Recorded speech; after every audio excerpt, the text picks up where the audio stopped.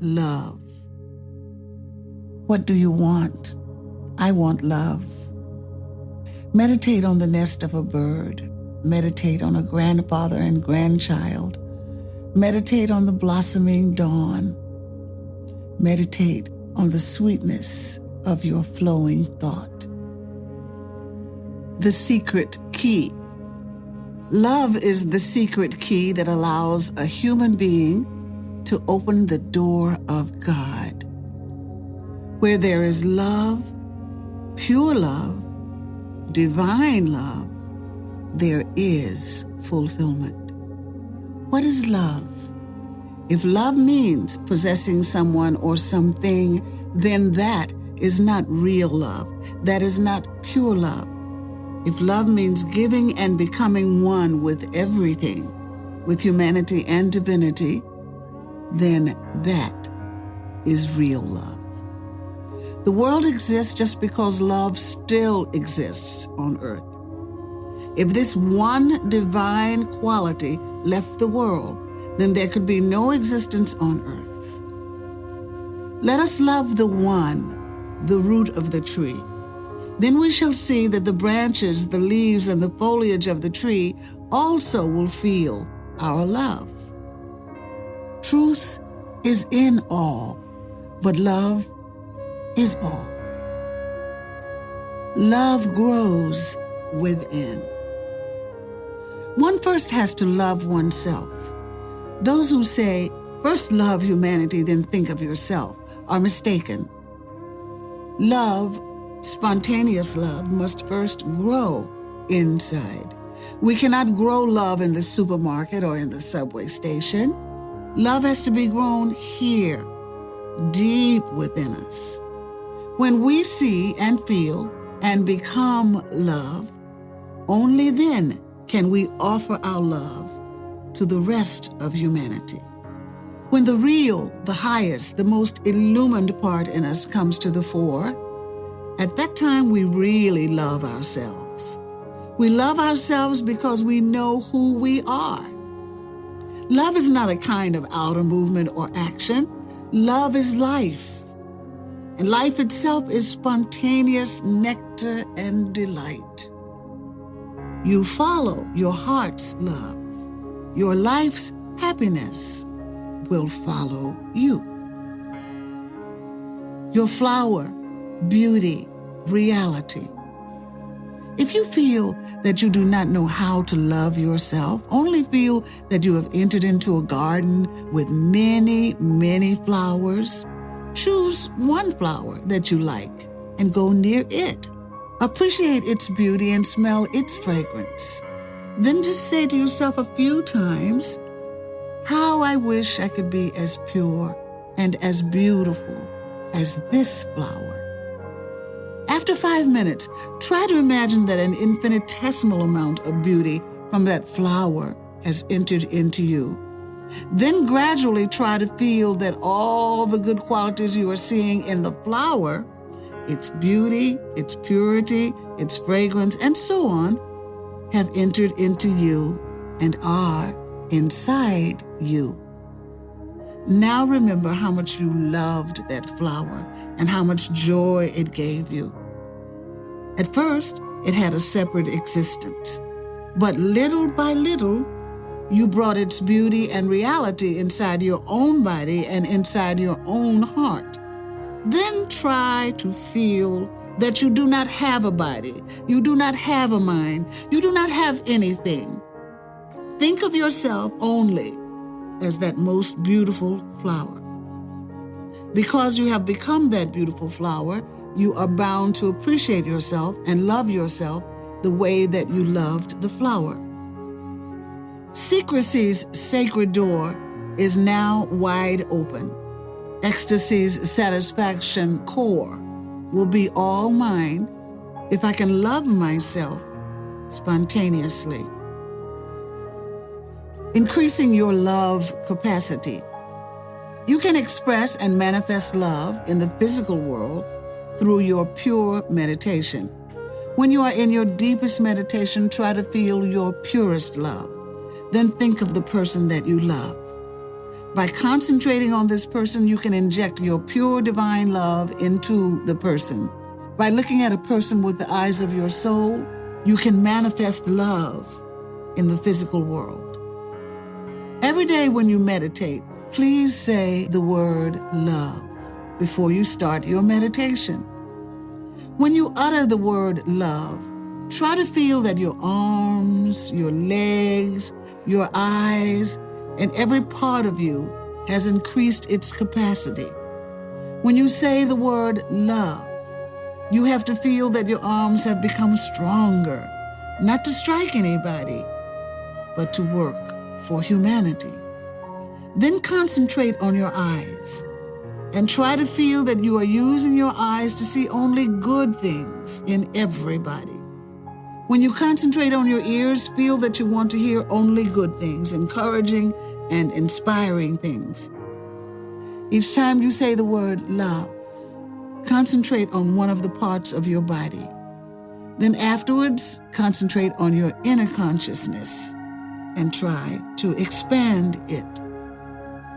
Where love lives. You have to know where love usually lives. Love usually lives inside the heart, not inside the mind. When you have a house, you know that there's a particular room, whether it is the living room or the kitchen or the bedroom, where you stay most of the time.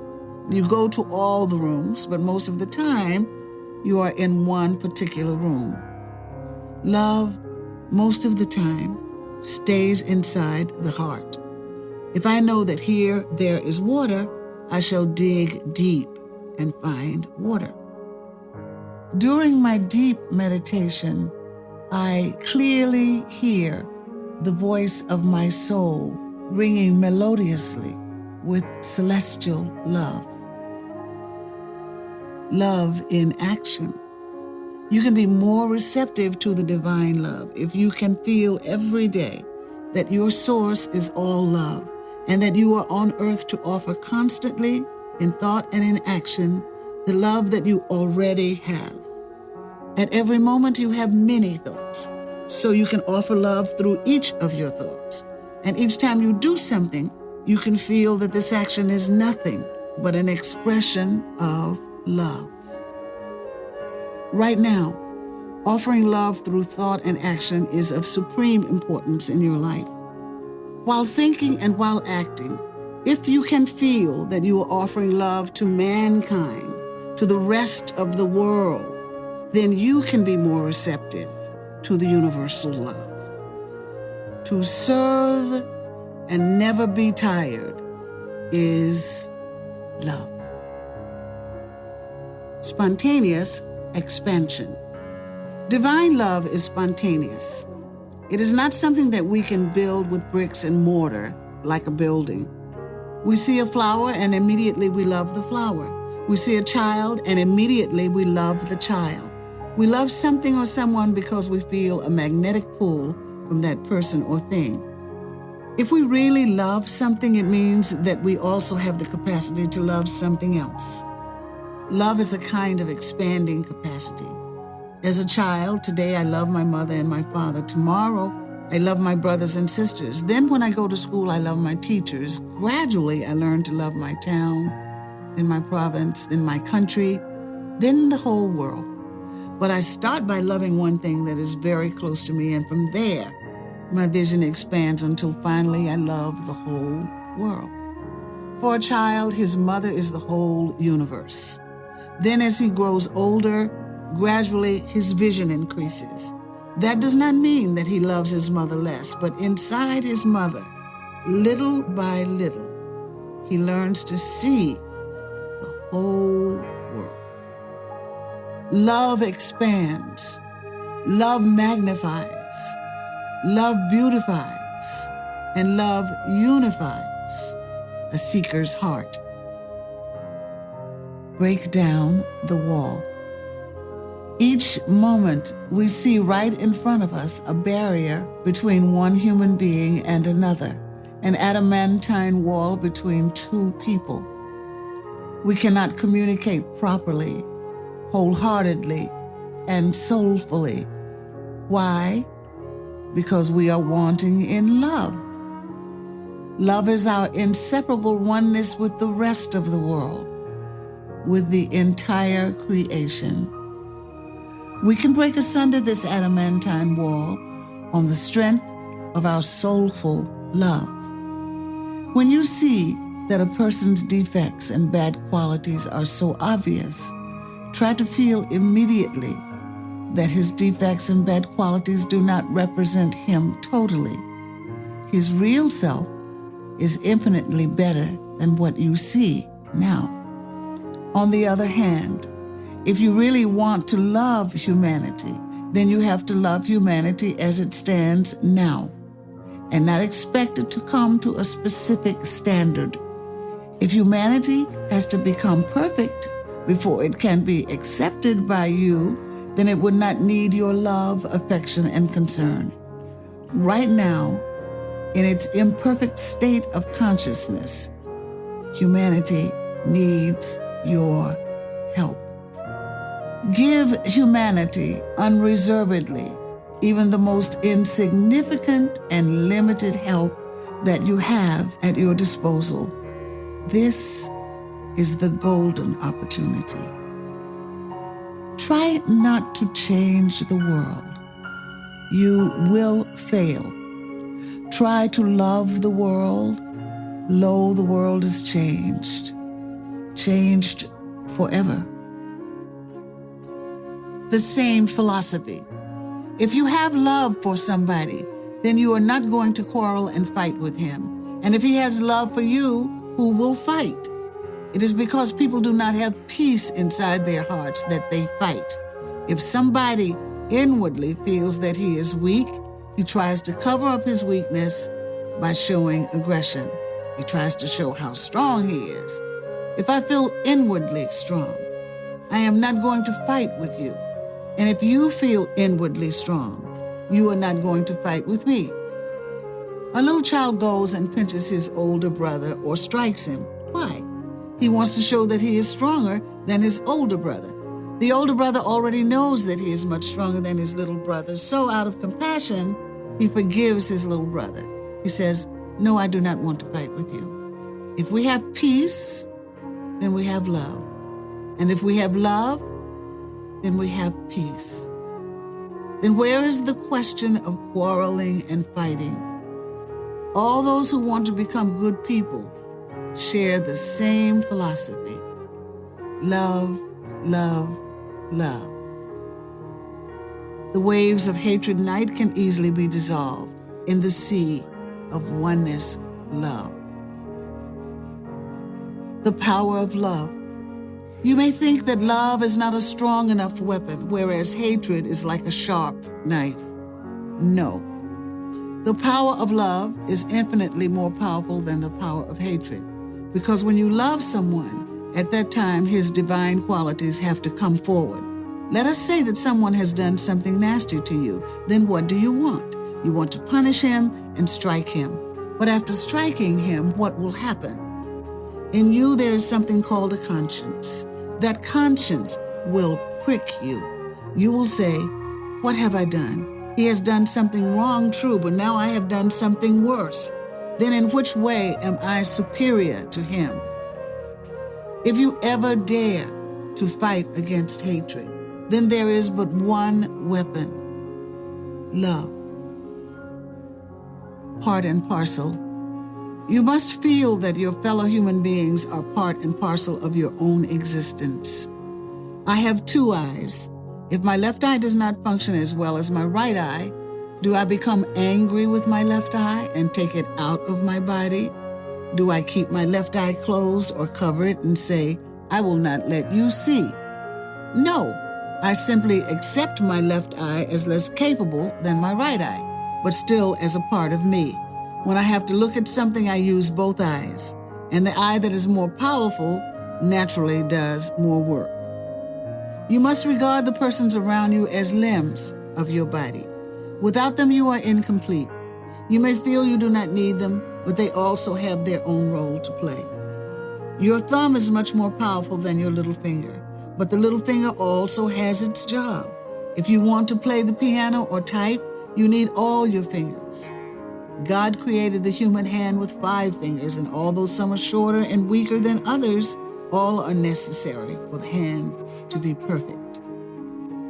If you want to have unlimited achievement and unlimited perfection, then you have to look to your wider self.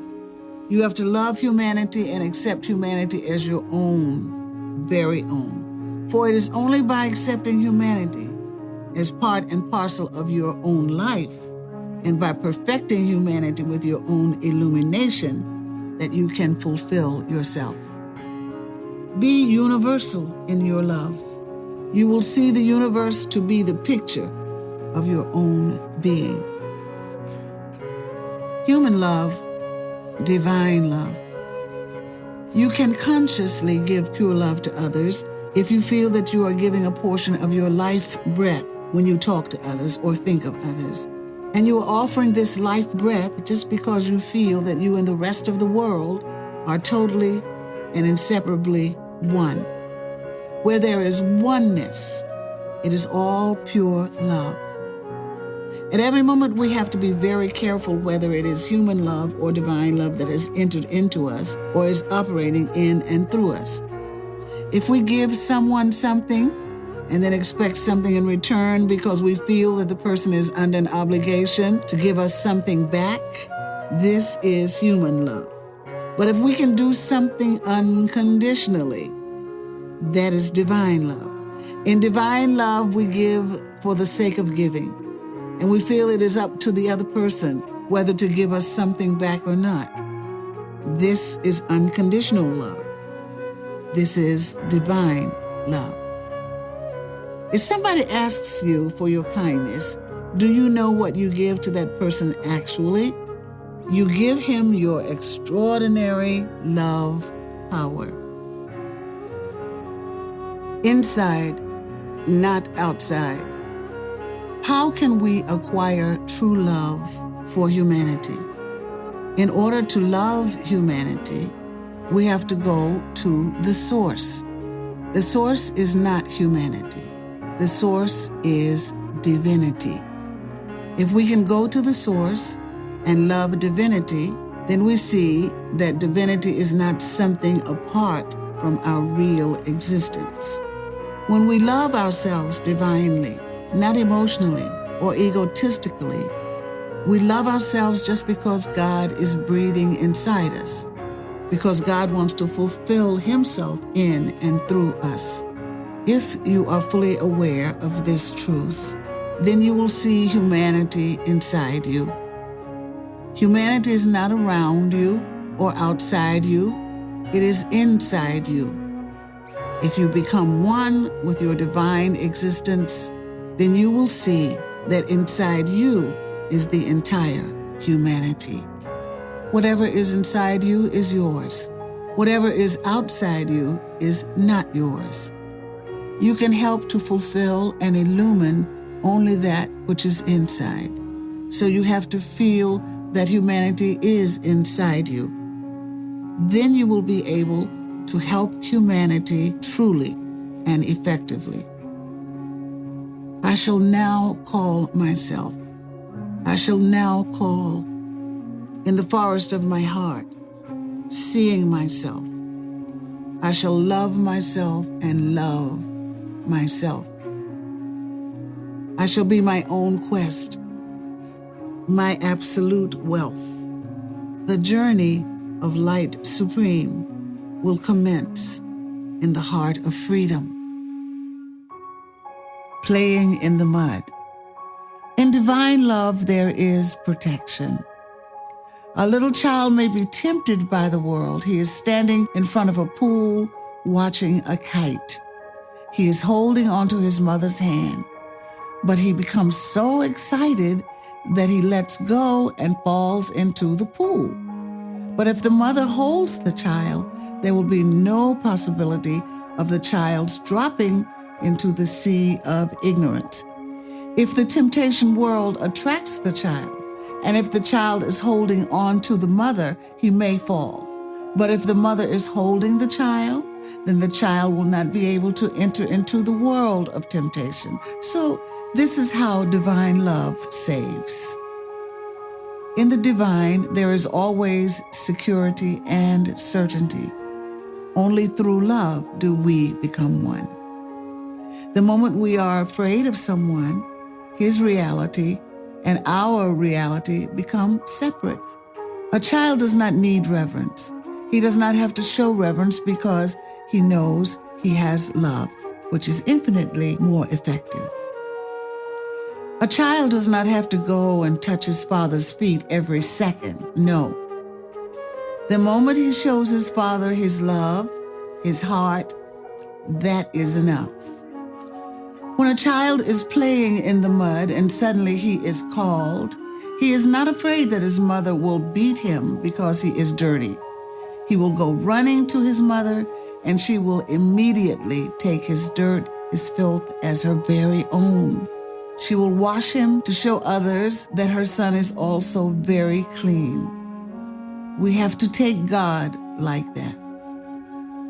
No matter how many undivine things we do, we run towards him and feel that with his compassion, he will clean us immediately. God the Father has a very special love for the awakening child inside my heart. No bridge required. Divine love makes no demand. It is spontaneous and constant. It is unlimited in every way. It is like the sun. The sun is for everybody. Everybody can use the sunlight, but if we keep our doors and windows shut, what can the sun do? Divine love at every moment illumines us, and in illumination, we see total fulfillment.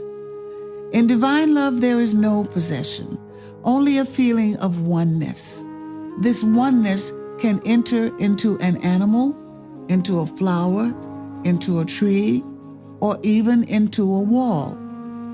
When we have divine love for someone, at that time, there is automatically inseparable oneness. No bridge is required. We just become one. Divine love tells us that we are greater than the greatest, larger than the largest. It tells us that our life is infinitely more important than we imagine. When the power of love replaces the love of power, man will have a new name, God.